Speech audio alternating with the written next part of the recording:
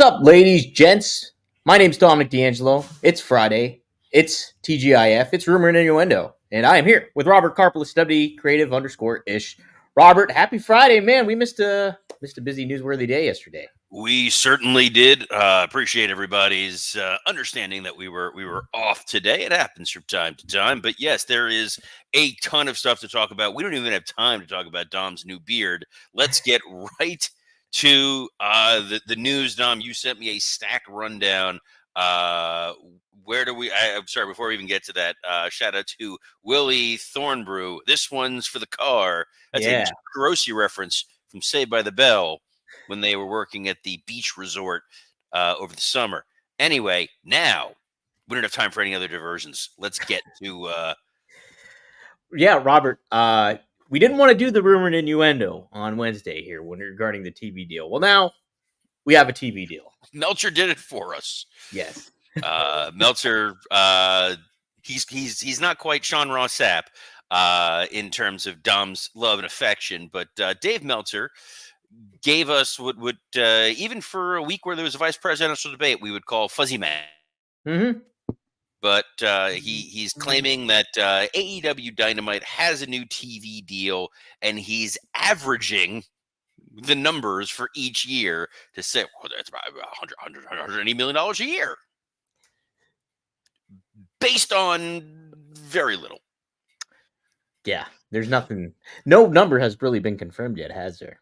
When it comes to the actual price of what the deal is. So not only is there's no actual number, and there's no real understanding of what that number, the theoretical numbers out there floating around, truly includes. Because what we know for a fact, AEW has what looks like a 4-year deal to continue to air on Warner Discovery.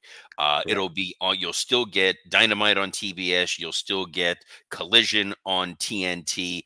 No word yet as to what's going on with Rampage. The pay-per-views will at an additional cost. You'll get it at a discounted rate, but you can purchase the AEW pay-per-views through Max. The other big piece of this is that Dynamite and Collision will stream on Max going forward once this deal takes shape. So right off the bat, it's in theory, big vote of confidence for the future of All Elite Wrestling. Right. It is. And it just speaks to what good is there. This benefits everybody in pro wrestling, like across the board. We can be critical of AEW's programming, and we are, and there's a lot of we will be. Yes, there are a lot of missteps going on and stuff like that. But the good thing is wrestling's on television, and there's two big companies. So I always think that's a positive thing, and it helps both companies out in the ultimate way, and it helps the wrestlers too. So that's what I enjoy about it. Yeah, it'll be a good alternative. I'm sick of buying the Bleacher Report stuff and whatever other platform they've been going on to. It's nice to actually have it on a streaming service coming up. So, but we got to wait till next year, apparently. January 2025. That'll be next year. I think the things that we don't truly know are what are the benchmarks and measurements that AEW needs to hit in order for this to continue over the course of 4 years. Yes, it's great there's a 4-year contract, but what were those metrics based on? And if the numbers start to truly dwindle, is Warner Discovery going to be willing to continue to pay between $150 and $190 million a year for that content over the course of the next 4 years? A lot of this is predicated on it's a lesser number year one, and then it increases over the course of those 4 years. But yesterday, when I was recording Working Stiff with Scott Chapman and Mike Lawrence, we were looking at the AEW ratings that had come out. And where you look at where they were in 2022 to 2023 to 2024, and they went from averaging a little over 1 million viewers to this past week, they were at 680,000 viewers. It's diminished returns for Warner Discovery. The hope is, hey, they already understand that. That's baked into this, and they're comfortable with the fact that as long as we're pulling in 650 to 700,000 viewers, we're going to be more than happy to stroke a check for it. At the same time, we don't know what those other metrics truly look like. Right, right. And we talked about, and we're going to talk here a little bit about Dynamite too, about how big of the card they stacked this thing for the fifth anniversary, and kind of more of a celebration vibe than anything else, maybe that they wanted to indicate. But you know, the ratings are telling. You want, and this is not going to just be a quick kind of fix. It's something that Tony Khan's got to long term plan, and as he's indicated from weeks in and weeks out, it's not really his best forte, so to speak, is long term planning when it comes to booking and building things and making things make all this kind of sense. So. You hope the best foot will be put forward, and maybe there's some sort of realization with that. But we'll wait and see, Robert. So before I dig in a little bit onto Dynamite, I know you were there live, Right. and I'm very curious what your in-person experience was attending the Dynamite taping. Yeah. So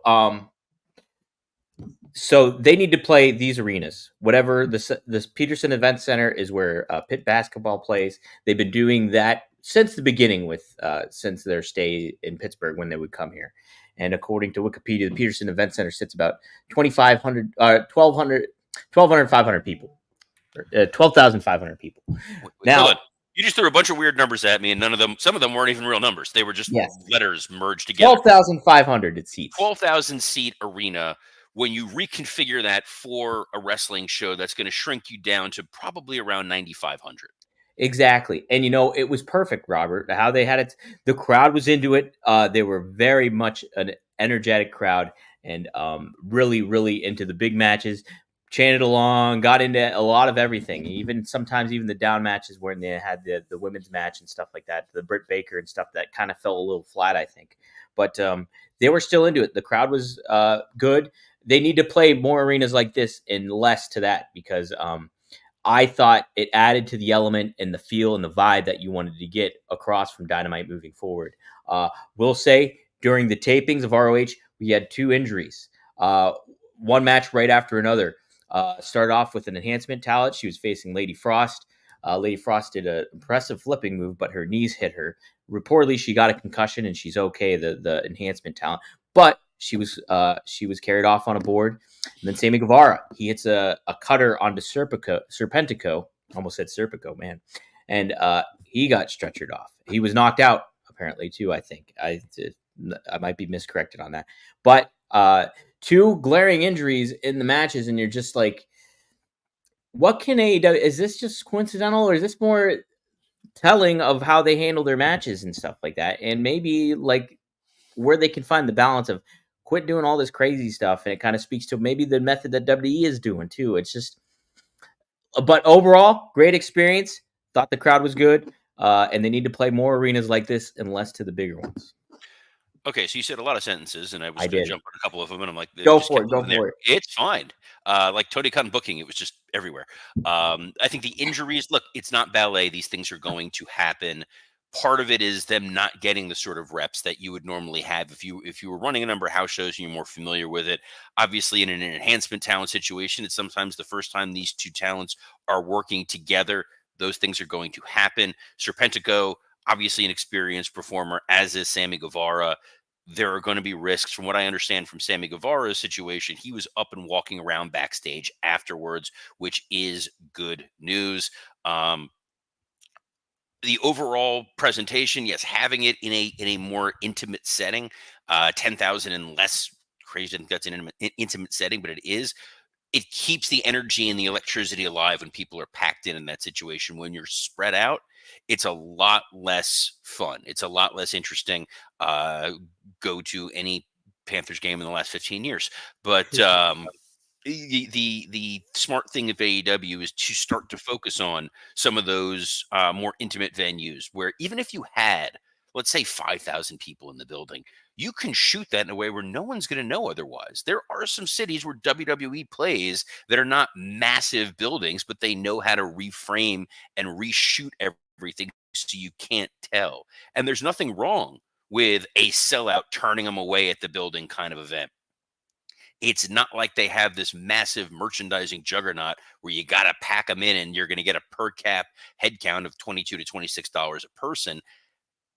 Did you buy any AEW merchandise while you were there? No, no. And the thing is, when you go to AEW shows, there's not a whole lot of merch there, to be honest. It's like they bring a select few amount and that's it. So I mean, but I mean, the fans that were there, I did see people wearing AEW shirts. I did see people wearing, certain stars of theirs and everything like that. So, I mean, I will say, in the past, seems like there was more people attending these shows, but like I said, the crowd was pretty darn packed for what it was, and it looked good. And So I'm sure that the crowd there at Dynamite was really excited to see what was an insanely stacked card. it was, yeah. It led off with Will Ospreay going up against Ricochet, and that was crowd was super into that with obvious reasons. And we had a schmoz finish. Takeshita came out and spoiled everything. So, yeah, Robert, watching it on television, everything like that. How was the presentation for you and everything? I thought Osprey and Takeshita feels like a good next step to go with this. It was great seeing Ricochet and Will Osprey in the ring together. I know I had a thought, and then I was listening to Conrad talk with Jim Ross, and he had the same thought, which is it would have been nice if there was a little bit of a video package reminding us of the history of Osprey Mhm. and Ricochet. They could easily have gotten some licensing to be able to show some of that footage because there were some callback spots in this match. I was thrilled to see those guys get that opportunity. It still felt like too big of a match to be giving away on free television. Yeah, It yeah, felt like, okay, now we're getting to either Osprey Takeshita or a triple threat match, which still feels lesser than Will Osprey versus Ricochet, which is yeah, what we're given here, and it was given ample time. I could have lived without the double pin. I think that's always goofy, yeah. but it is what it is. That um, I like that Takeshita is reminding people that he is a heel and he is that they can build upon going forward. So anytime that you're using a match to advance somebody, advance a story, I'm gonna be all in favor of. Yeah, yeah, and I think putting him in the mix makes a lot of sense. Yeah, they didn't give you the whole hog when it came to Osprey and Ricochet, so I'm a okay with that too. Kind of builds up a little bit more. Have to make note too. We did see MVP on the show a couple of times, and he had a friend. It was Shelton Benjamin made his debut in a backstage segment. Uh, I liked it. It gets you kind of more intrigued for what's to come, what MVP has planned with the Hurt Syndicate, as indicated. Reported by Fightful, Bobby Lashley, Shelton, and MVP have been signed for weeks. So we will, I'm sure, see Bobby Lashley here at some point or another here coming up. But did you like how they presented Shelton in this light? And what are your thoughts initially on how they've shown MVP and all that stuff going too? Love all of it. I love the MVP presentation. I love the mystery on what he's trying to build. I hope because this is another heel stable that they're building that they're not going to cut its water off pretty quickly. Hmm. But I like this idea that he's recruiting Mercedes Monet to bring her into the fold. He's clearly trying to recruit Swerve, bringing in Shelton Benjamin. I think the world of Shelton Benjamin. I can't say enough positive things about him, and even his interaction with Prince Nana felt menacing in the right way. So Yes. when you do bring in Lashley, we hope that it's going to be truly memorable, truly great. But then the other side of you kind of realizes, okay, when Lashley does debut, if he's going after the world title, it's going to be Bobby Lashley and Brian Danielson, or Yeah. Bobby Lashley and John Moxley, or Bobby Lashley and Christian. And we I'm go- pretty sure we've seen iterations of all three of those before. yeah, we have. We have. Um, I'm not necessarily too against that because I like all those guys. But yeah, it should. How is this all going to lay out? The factions, you know, we're having like what is it going to be like three top heel factions now? We got the Elite, we got this John Moxley thing, and now we'll have the Hurt Syndicate We've coming up got here. those three. We've got the patriarchy Correct? that's Yeah. floating right out there. It looks like Don Callis's family is now rebooting, so they're Hmm. still around. You have the Learning Tree, Great you point. have Yeah. the Undisputed Kingdom. Hmm. I guess the Bang Bang Gang are baby faces now, based on what we saw in here, but that's still a thing that does exist. And obviously the Iron Savages, the Yes, main of event course. stable anywhere in the world. Absolutely. I don't know what they do with the show the nipples and they shake them. That's kind of their thing right now. I would not want to have been sitting next to you when that happened. That's all I know. Uh my goodness. You think I get hot and bothered by your voice, your COVID voice, Robert. You should have seen me at the See, Iron Savage. you made it even creepier.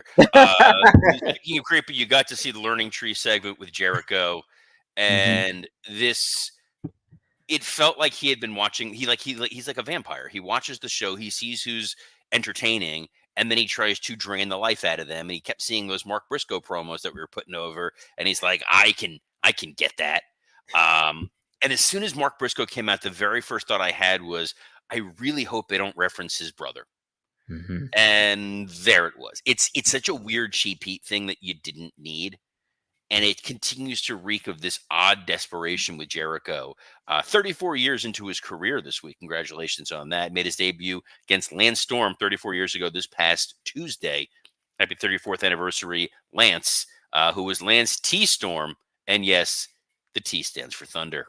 Wow. How about that? How about it, How people? about it? Main event anywhere in the world, Britt Baker, Serena Deeb.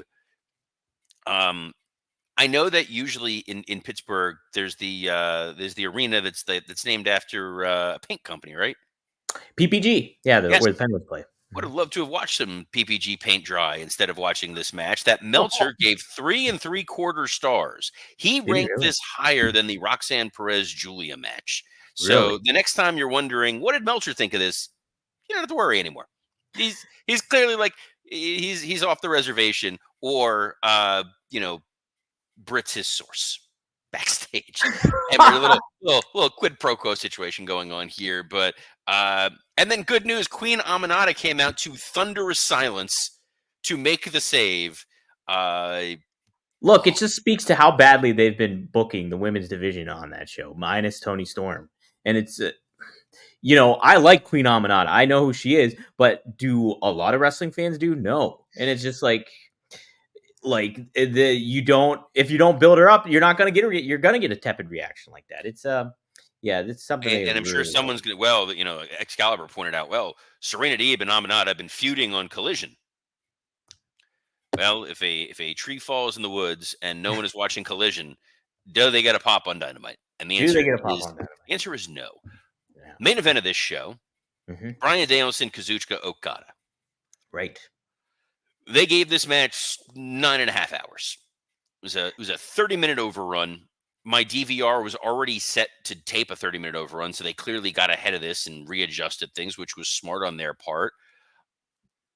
This should have been a main event of a major pay-per-view. This should have been a Wembley style main event. This should have been a whatever their new other equivalent of WrestleMania is going to be. Put it at Double or Nothing, big packed arena, big story. Two of the best wrestlers in the world. Probably the best wrestler of WWE in the last 20 years against the best New Japan wrestler of the past 20 years. They're tied at one apiece. It's title for title. Yeah. And it just gets thrown out there on a Dynamite, and it does less than 700,000 views. Yeah. This is where the frustration really mounts for me when it comes to AEW.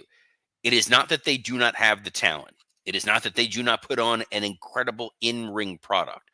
But Ricochet, Will Ospreay, Bryan Danielson, Kazuchika Okada are a double main event for one of whatever AEW's big four pay-per-views would be. Right. It is not Totally. something you give to Pittsburgh. How dare you? Where's the If we had a lie? pay-per-view there, then I would say yes, Robert. But we didn't. But I agree with you. I enjoyed being in attendance for that, but I did have to leave early, unfortunately, so I didn't get to see the whole thing. But yeah, it was a very, yeah, I'm with you on, make that feel like a bigger deal than just having it on a Dynamite. You already can celebrate by having Will Ospreay and Ricochet open it up for you. I get the urge to be like, look, we're getting this big TV deal. We really want to flex our muscle. We want to show Warner what we're made of, what we're capable of. And then it doesn't pop a huge number. I blame a lot of that on the lack of time between the announcement of this match and people's awareness of it. If you were Yeah. hyping this for a week straight and this was a major focal point and there were interviews and it made a lick of sense, people would have been all over this. They would have been really excited. I don't know what the point of this truly is, because it's not as though the Dynamite library is up and available on Max, No. where people can go and be like, I'm going to go comb through the archives and look at all these hidden gems. It happens and then it's gone. Yeah.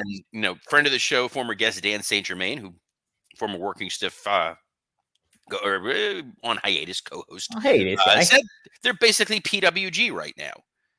It's let's just throw great matches out there. And the analogy that I would give is we have Bad Blood on Saturday, and they could hype Bad Blood by today, announcing, on SmackDown it's going to be Roman Reigns Cody 3 Yeah. Yeah. for the title, For the title, but why not? Just have it.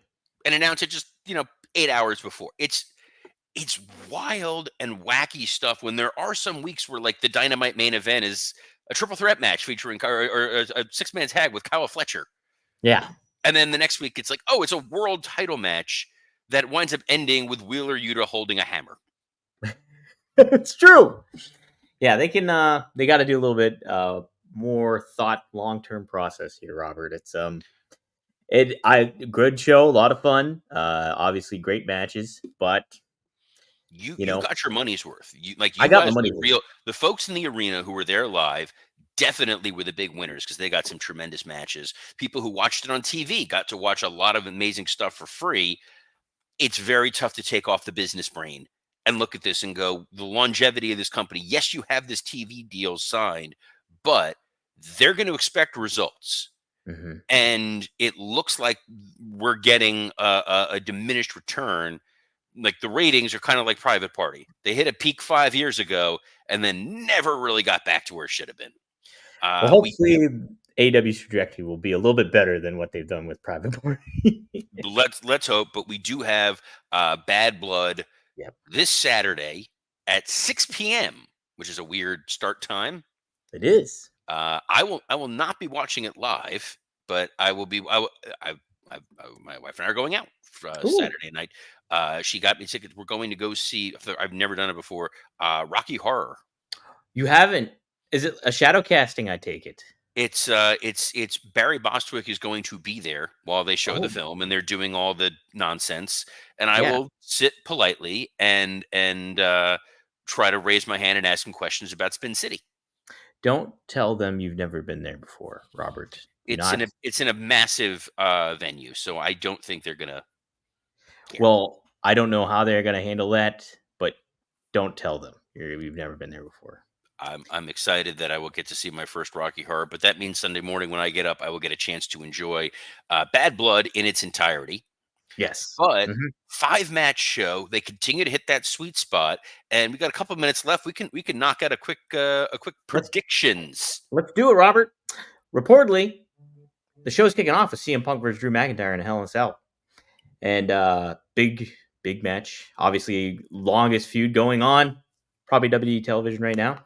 And really, I've loved it. Now, you had your own critiques when it came to Raw. I actually, and so did the Working Stiff group chat. I was the only one that really liked what they did on Monday, I think. You were the only, yes, 1 out of 5 like that. And it's Dom who likes everything, and that's great. And there's nothing wrong with, the power of positivity. That's it. But yeah, so the challenge with this Hell in a Cell match is this is the definitive finish. Like, you don't go anywhere above that. I hope they resist syringes and plastic bags and exploding Larry, just like blowing Larry up and whatever. But it's where you go from here that becomes the more interesting question. Because if you beat Punk after all of this, where does he go from there? If you beat Drew, where does he go? It's like, if Drew beats CM Punk, I feel like Drew McIntyre becomes the number 1 contender. But then he's the number 1 contender for Gunther's title. You're not going to do a heel versus heel match going into Survivor Series. Gunther CM Punk obviously is a huge money match. And in order to get to that, you have to beat Drew. So there has to be something that occurs in this match that allows Punk the ability to win, but gives Drew something to come back with in a week, 2 weeks, 3 weeks time to rebuild his credibility. Yeah. I'm very excited for this match, and we were speaking about. I know, well, you and Mike and Scott were speaking about it on Working Stiff about, hey, you're not expecting something crazy to happen in here where it's like an athletic fest between these two guys, but what you'll want to see some good story developing stuff like that. Blood will obviously be shed. You have to think, and I would like to keep this stuff simple. If you have bells and whistles with it, make it a steel chair and a kendo stick or something like that. Don't go nuts with it, or a chain or something to that effect. Keep it kind of simple but hellish in there. So, but yeah, it'll be interesting to see how they lay out with it all. I'll ultimately predict, yeah, CM Punk will win, and it'll put these guys on a cool path, because I'm with you. Gunther and CM Punk, that's a big time money match right now, and you can always build Drew and make him have a great feud with somebody else, like a rising baby face or something like that. Jey Uso, somebody just off the top of my head, something like that. Sure. So, we also have Damian Priest take on Finn Balor. I don't know if there's a stipulation to this match, if it's a street fight or something, but It's going to be a wild line at the bathroom okay. during this match. Um, it's a shame because I love Finn. Friends with him for years, think he's really, really talented. I like what they've been doing with Damian Priest. This just feels like the momentum has kind of been, the air has been let out of the tires with Mhm. this feud a little bit, and it's clear that Priest needs to be the one to win this in order to win the feud, for Yeah, lack of a better term, for more, happy, happy, joy, joy. And I think that you kind of split the difference. You've got this match here, and then you've got Liv Morgan and Rhea Ripley. I can see a situation where Priest gets the win over Finn Balor, and then Rhea Ripley falls short with Liv despite the shark cage because of some other chicanery. That's right. Using the bad words here on Friday. Chicanery. oh my goodness. So you're predicting Priest wins, you're going, and your other predictions, Liv wins. Yeah, the women's division on Raw is a little murky at best, but I think that you can find someone to challenge Liv in Io Sky, can slide back into that spot and be somewhat interesting for a short term. But yeah, I would keep the title on Liv for a little while longer. Okay, I'll go opposite. I'll agree with you on Priest, but I'll say Rio wins in the cage match, or shark cage fight. And Dom is still Liz boy. Okay, Nia Jax, Bailey. What do you think of that one? I've been thinking about this one a little bit. I kind of feel like this is where Tiffany Stratton's going to pull the briefcase. Ooh, I really? think they Okay. want something else that's going to feel like, memorable coming out of Bad Blood. Because if Nia Jax beats Bailey, which I would assume that she's going to beat Bailey, Mm-hmm. who's her next challenger? You've got Bianca and Jade tied up going for the tag titles. I don't know that Naomi is really in a position right now to leapfrog and challenge Nia, and that feel like a big PLE match. I know you've got the Mishin Chelsea Green dumpster match, but we just saw Nia Jackson Mishin a couple weeks ago. Right. I think Tiffany winning freshens things up a little bit there. It gets the title off of Nia without having to outright beat her. And then you can run some of the challengers through Tiffany until such time as Charlotte Flair is back. And then you've got a big return, big exciting something, probably come end of the year. Yeah. I'll say Nia Jax wins, and Bailey, they just need to repackage. I think still has a baby face, but give her something a little different, because we were talking about how kind of flat the Damian Priest Finn Balor one is. This is even a little more flat, I think, than what. That's what made me think that it's the briefcase. I'm like, why on earth would you put this match on the pay-per-view on the PLE instead of a lot of the other interesting feuds? I would have put the Mishin dumpster match on there. I Oh think they yeah, built that beautifully. There's a triple threat tag match on SmackDown tonight. They could have thrown on there.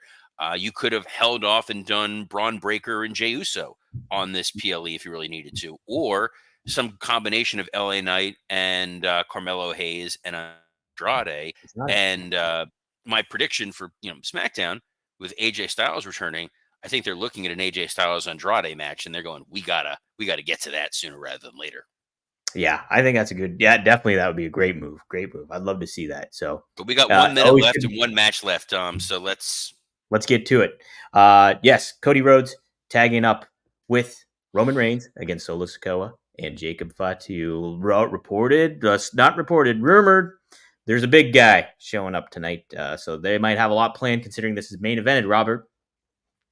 there's a big guy. Yep. Is it Ryback? Could you imagine? God. My No, goodness. I know it's not Ryback. Relax, guys. I guess there's the rumor that it's Hikuleo, maybe the debut. I don't know. I think Cody is promising there's going to be stories coming off of this. So my wild prediction, because it's a Friday and who the hell cares? Whatever. Let's see if maybe it happens. Maybe this is where Owens turns on Cody and Mm-hmm. he winds up taking him out, and then it's Roman left to his own devices in a 1-on-2, 1-on-3, 1-on-5 situation, and that's how they're able to beat him. I don't see a situation where the Bloodline loses this match Yeah. unless it's a quick pin and then a massive beatdown after.